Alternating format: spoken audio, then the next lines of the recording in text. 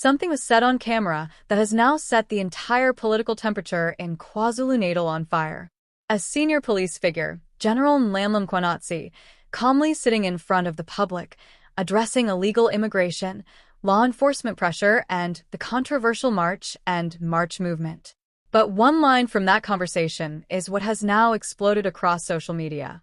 That KZN police do not operate on emotions, and that arrests will not be made based on public anger, pressure, or political noise. Not everyone heard it the same way. Some heard a professional police stance. Others heard a warning to activist groups pushing for mass action against illegal immigration. And now the country is asking a very uncomfortable question.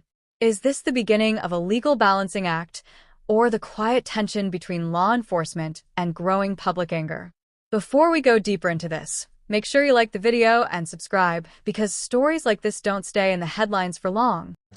Anisondeleni la kunento enjenganale njengoba sakwazi ukuthi sisondele khona siyazi ukuthi abaphathi beenkampani lamafemu nesendaweni eningi abafowethu laba abadrive ama-truck kade bahlale bekhaya ngoba le misebenzi lefanga be itholwa abantu bala eSouth Africa kakhulukazi igcina iningi abantu bokhaya izathu zibambali esokuqala nje sibalekile ukuthi lo hamba akanamalungelo njengomsebenzi so kulula ke wona njengomphathi ukuthi umenze noma yini ngasebenza ama-hour angaphezulu ayiqile nalawo avumelekile mayithi uyagula uyakhwehlela umxoshe uma ufuna ukumxosha akanalungelo lalutho angeke okwazi ukujoyina i-union ahamba athole inyunyana ezomela ngoba akekho wasemthethweni kwayo so ile nto-ke isikhathi esiningi sesibona ukuthi abaqashi abayenzayo babalekela ukukhokhela abantu ngendlela efanele babakhokhele ngayo beze bekhetha ukuthi baqashe abantu bokhanga abantu bokhanga abaqasha ngani abaqashi angithi uhulumeni ke kunemithetho yakhona so ukuboshwa komqashi isikhathi esiningi akumenzi ukuthi ayinkantolo aye ejele uyaboshwa yena kodwa ugcina ngokukhokha ifine onemali uyawazi ukhipha leyo fine aqhubeka azenzele into ayenzayo akufani ukuthi uzothi uma usuwenze le nto kuthiwa uhlala ejele ngaphakathi isigwebo sakhona nje bade ngisho ukuthi kufanele nizazi igwebo ukuthi amanye amacala ubona ngathi abaluleke kakhulu ukuthi igwebo zakhona esamsana esikwenza ukuthi abantu baqhubeka beloku beyenza ngicabanga ukuthi wonke ama-restaurant uma uthi uyabheka khona la agcwele bonke bokuhamba bona basebenza khona ema-restaurant osisi bethu nobhuti bethu abakwazi ukuthola umsebenzi ebalulekile-ke umsakazi engiphathe kambi mina ngoba hhayi ngoba nakho ngigqugquzela ukuthi abantu bangazwani behleli ezweni kumele abantu bazwane behleli ezweni kodwa sesijwayele kakhulu ukukhuluma ngokuthi laba bahleli ngokungekho emthethweni eSouth Africa nayo inkinga esiba nayo ukuthi amaphoyisa mayifika la muntu afika aplayele ukuthi ucela athi anikezwe imvume ukuhlala eSouth Africa ngoba ubaleke ezweni lakhe elithile ubalekile into ethile ufuna ukubulawa ekhathi e-aplayile u-aplayela ku-Home Affairs abese yalila bese yafika amaphoyisa noMkhwanazi bamfunisa amaphepha athola awanawo amaphepha ngoba Home Affairs abamphendula siyambonga mayesefika inkantolo abashushisi abakwazi ukumshushisa ngoba ufika lapha namalo yakhe athi nayi proof ukuthi salini Home Affairs ukuthi asiphendule sefuna dedele abuyele emgaqweni lihlangane naye iphoyisa limbophe futhi ahamba enkantolo athi umshushisi ilo yakhe ithi salini Home Affairs abuyele emgaqweni sinaleyo nkinga enkulu sina njengoba ubabona sibaqoqa nje bemaningi ofuna ngelilanga ukuze namakhamera kubheka uHome Affairs ukuthi anisiboniseni naba begelwa amabhasi behamba ukuthi sibabone ukuthi niyabahambisa ke manje bangaki and masiyabheka ukuthi kulabo abahanjiswayo bangaka sebeke baphinde babuye futhi ngoba manje sinaleyo nkinga ukuthi umngcele lo wethu esakhelene nawo ayikho into evimba umuntu ukuthi angakhosi so ungafika umshiye la yakhona.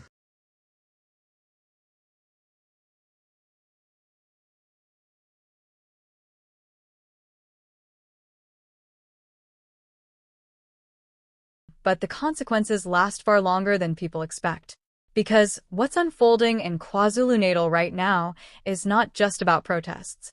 It is about power, policing, and the limits of public pressure. What happened next raised serious questions. Here's where it gets complicated. Because even as dialogue was happening, March movement has been organizing demonstrations. Online discussions were focused on illegal immigration in South Africa. Some supporters of the movement, particularly in urban areas like Durban, soft on their message is simple on the surface. Others believed the movement government to take stronger action against unnecessary social foreign nationals. And in the middle of the storm, have also triggered controversy, live remarks were taken and accusations of rising xenophobic tension escalation in certain communities. But here's the part few people are talking about. Police have had to monitor these gatherings really about one statement? And General Mkhwanazi, is it about a much bigger struggle between law enforcement has been neutrality one of the key figures at the center of managing because when a police commissioner says arrests are not made in a live video that sparked not this entire debate, Mkhwanazi is also addressing expectations. He speaks about law enforcement should respond instantly. He speaks about illegal immigration being a crime issue, that police should act based on pressure rather than procedure. He makes it clear that police action is guided by every political or social movement and procedure should influence not by public outrage or political pressure. That is not how policing systems are designed to work. That is where his now viral statement about emotions comes in. But in a country where trust in institutions start to split public opinion sharply, even a technical statement because while some people interpret his message as a strict reminder that police must remain neutral and lawful,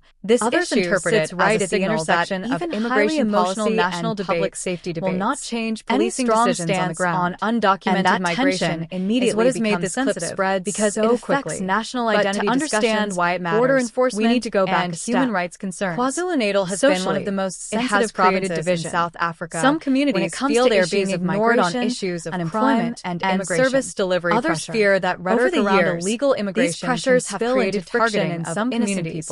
Especially in informal economic also matters where locals when and protests disrupt business districts compete for survival. Informal trade routes. This has led to multiple corridors. Some peaceful is immediate. Others turning violent or chaotic. Are often the first to feel every time that happens. And authorities are placed in the middle of a security charged environment, stretching now already here limited resources. The timeline of how this is not new to South Africa. In the days leading up to the latest march and previous years during periods of public calls for major demonstration were circulating widely on decisions became the movement insisted they were organizing a political protest. Now the public reaction has been intense. We're warning that on social media form of violence, the clip has been widely shared with completely different interpretations.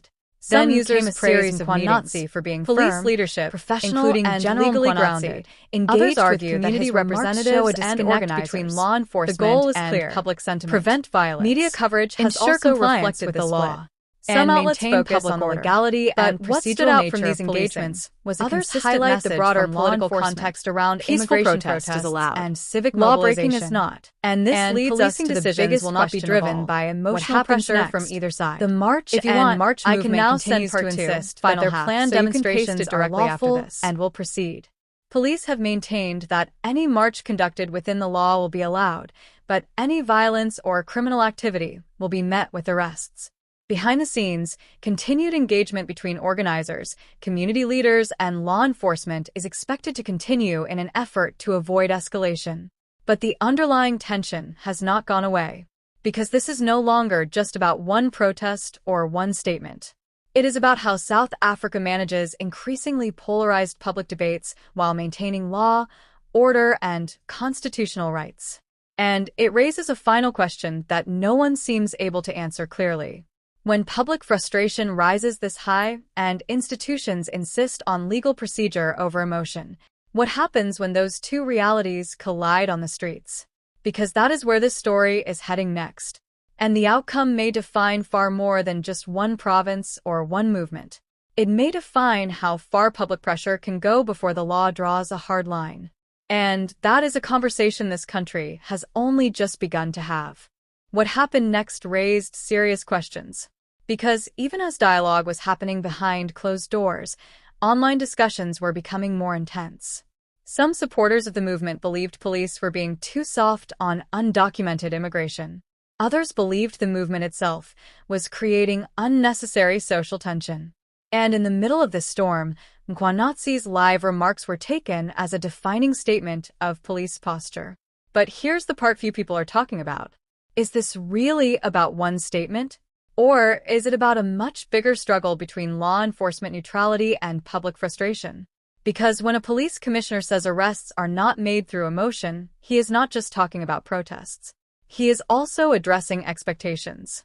Expectations that law enforcement should respond instantly to public anger. Expectations that police should act based on pressure rather than procedure. And expectations that every political or social movement should influence operational decisions. That is not how policing systems are designed to work. But in a country where trust in institutions is often fragile, even a technical statement becomes politically explosive. Now, let's look at the wider impact. Politically, This issue sits right at the intersection of immigration policy and public safety debates. Any strong stance on undocumented migration immediately becomes sensitive because it affects national identity discussions, border enforcement, and human rights concerns. Socially, it has created division.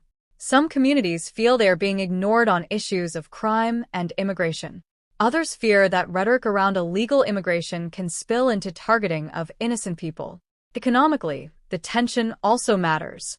When protests disrupt business districts, informal trade routes, or transport corridors, the impact is immediate. Small businesses are often the first to feel uncertainty, and authorities are forced to increase security deployments, stretching already limited resources. This is not new to South Africa. Similar tensions have surfaced in previous years during periods of unrest or large-scale protest movements, where policing decisions became heavily scrutinized by both the public and political actors. Now the public reaction has been intense. On social media, the clip has been widely shared with completely different interpretations. Some users praise Mkhwanazi for being firm, professional, and legally grounded. Others argue that his remarks show a disconnect between law enforcement and public sentiment. Media coverage has also reflected this split. Some outlets focus on the legality and procedural nature of policing. Others highlight the broader political context around immigration protests and civic mobilization. And this leads us to the biggest question of all: what happens next? The March and March movement continues to insist that their planned demonstrations are lawful and will proceed. Police have maintained that any march conducted within the law will be allowed, but any violence or criminal activity will be met with arrests. Behind the scenes, continued engagement between organizers, community leaders, and law enforcement is expected to continue in an effort to avoid escalation. But the underlying tension has not gone away, because this is no longer just about one protest or one statement. It is about how South Africa manages increasingly polarized public debates while maintaining law, order, and constitutional rights. And it raises a final question that no one seems able to answer clearly. When public frustration rises this high and institutions insist on legal procedure over emotion, what happens when those two realities collide on the streets? Because that is where this story is heading next. And the outcome may define far more than just one province or one movement. It may define how far public pressure can go before the law draws a hard line. And that is a conversation this country has only just begun to have.